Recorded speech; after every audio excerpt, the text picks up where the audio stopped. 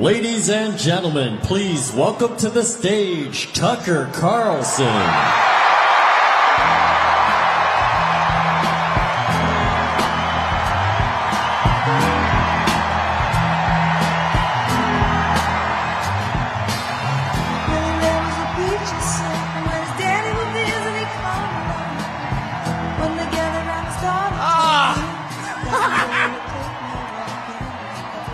Thank you!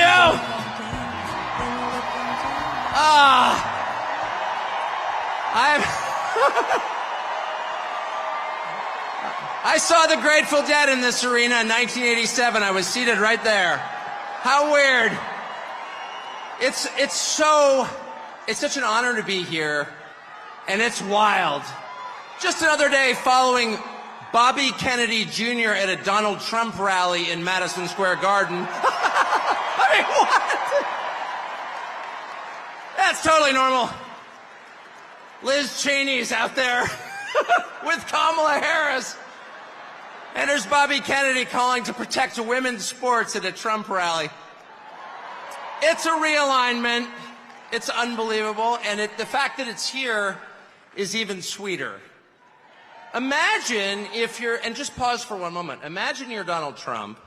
You're from New York City. You become famous in New York City. You make your fortune in New York City. And all of a sudden, the leadership of New York City decides they're going to destroy you because they don't like your politics. And so yeah, boo. Imagine if that were you, though. And they try and take everything that you have. They try and put you in prison. They try and put your children in prison. If that happened to you, how often do you think you'd be going back to New York City?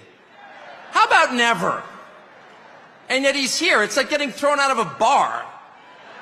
And you think to yourself, well, you know, all my friends are in the bar. And you approach the door and there's the bouncer like, you're not allowed in here. But from behind the bouncer, you hear the cheers of your friend, come on in! And the bouncer hangs his head in shame. He's embarrassed that he's working for the man trying to keep the most popular person out of the bar.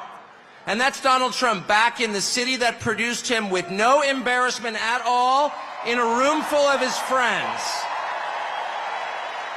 The stones that takes, the bravery that takes is incredible. Donald Trump's going to win. He's going to win. I know that that's true. Why is Donald Trump going to win? The people he's about to defeat have no idea. And they're panicked. They have no idea why people like Donald Trump. And their first theory was, well, Donald Trump is evil, so half the country's evil also. And that's one of the reasons they spent the last 4 years trying to destroy the country, because they're mad at its voters for liking Donald Trump. How much easier would it have been just to pause for 20 minutes and ask yourself honestly in some silent place, why do people like Donald Trump? And if they had been honest enough to ask themselves that question, they would have come up with the two main reasons, and here's what they are. The first reason that people like Donald Trump is because he likes them. That's why. And it's real. Affection is something you can't fake. I don't care how many times Kamala Harris would tell me she loves me, I don't believe her. I saw her kiss her husband with a mask on. A mask on. That's her version of love. It's fake. It's not real. They spent 10 years telling you Trump is a hater. Do you feel that on him? No, you don't. Because it's not there. I've spent a lot of time with Trump. And there's not one moment I've ever been with him off camera where he's spending his time grousing about people he hates. Ever. He's talking about the people and the country he loves in his private time. Trust me. And people know in a country that has been taken over by a leadership class that actually despises them and their values and their history and their culture and their customs, really hates them to the point that it's trying to replace them, they know someone who actually has affection for them, and that's Donald Trump. And it's requited. It's requited. They know. When he goes to McDonald's and serves fries, like, he's not faking that at all. That's why that worked. Democratic media consultants are like, how is that working? Because it's real. That's why.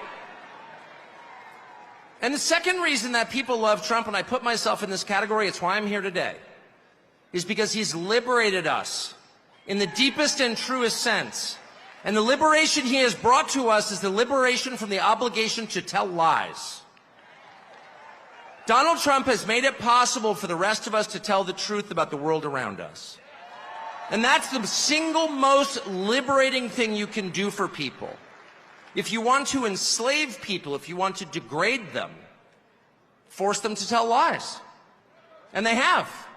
They forced us to lie about everything at gunpoint, effectively. They put people in prison for refusing to lie. And not just the obvious lies that men can become women or Vladimir Putin blew up the Nord Stream pipeline. No, honestly, he did. January 6th was an insurrection. They were unarmed, but it was very insurrection-y. Not even the obvious ones, but the big lie. You know what the big lie is? The big lie is that they're impressive. That's what the big lie is. That the people in charge have somehow earned the right to rule over you, and they haven't. And you know that. These are the single most useless people in the United States. They have no skills whatsoever. They've got 3/4 of the money, and they didn't earn it. They set up a system precisely for the purpose of awarding themselves wealth and power when it's undeserved. You look at Liz Cheney and you ask yourself honestly, what skill could she possibly have that allowed her to send hundreds of thousands of people to their deaths? Did she earn that? I don't think she did. No fair system would make Liz Cheney powerful. No fair system would make Larry Fink rich. No fair system would elevate someone like Kamala Harris to a presidential nomination. She's never been accused of doing anything useful. She has precisely no achievements. She's a nominee without getting a single vote. She is a metaphor for the system they created to make themselves rich and powerful, and then they have the gall to lecture you, the people who can actually change a flat tire and repair a power grid, who have useful jobs, who pay your taxes and work 40 hours a week, lecture you that you are somehow immoral. And Donald Trump has empowered the rest of us through mostly just sticking around in the face of their hate and abuse and persecution. He has given the rest of us the right to call BS on the charade. No, you are not better than us. No, you are not smarter than us. No, you do not deserve what you have. You probably stole it. No, you're not going to bully me into silence anymore. And I can promise you at this point, 9 days out, when Robert F. Kennedy Jr. and Elon Musk and Tulsi Gabbard and pretty much every high school senior and college shorty girl in the country has come out finally say, yeah, I am for Donald Trump, actually.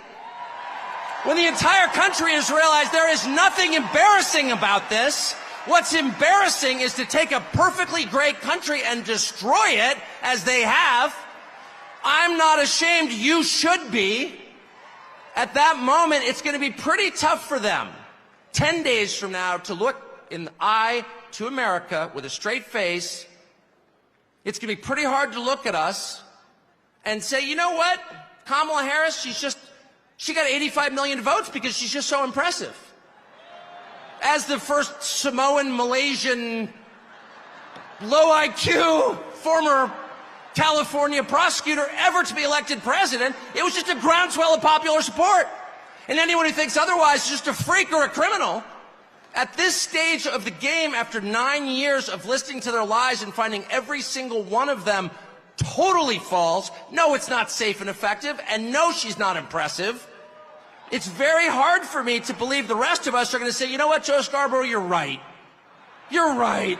She won fair and square because she's just so impressive. I don't think so. And to me, that is liberation. It's the freedom to say what's obviously true as a free man and not a slave. And I just want to say thank you, Donald Trump, for that.